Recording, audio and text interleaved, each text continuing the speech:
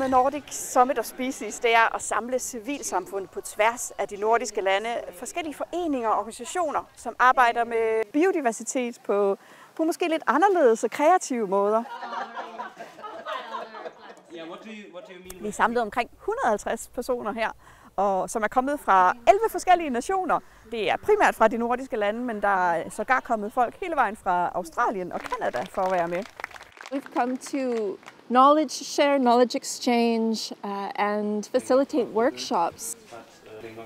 And what's also very beautiful is that the summit is not only talking about hypothetical bigger perspectives, but we are really rooted in the here and now of the building, of the surroundings of the building, of the rivers in Aarhus, of the hidden rivers in Aarhus, but also of all the stories from people from their own rivers, from their own forests, from their own neighborhoods, from their own houses.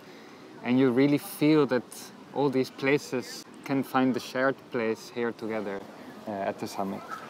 Idag har varit en fantastisk dag. Det sista idag på Summit of Species är något som kallas för Open Stage. Räcka upp handen och säga jag vill dela med mig av någonting, jag vill läsa en dikt, jag vill väcka en tanke. Men det som är faktiskt fantastiskt och magin, det är att det fungerar. Att bara ha 1,5 timme helt utan plan.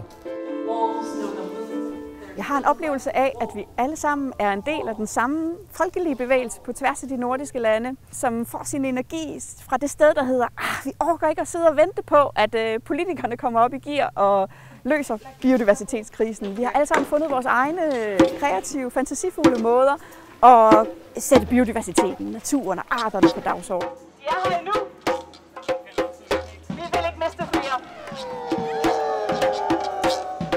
I've never seen so much pure joy and delight in a gathering of people who don't necessarily know each other. Och att då träffas på det här sättet ger väldigt mycket inspiration, energi och också naturligtvis så skapas det viktiga kontakter mellan oss. Det är verkligen så viktigt att hitta varandra, att skapa saker tillsammans. Og alt det her, det havde vi på ingen måde kunne gøre uden støtte fra Nordisk Kulturkontakts Demos-pulje.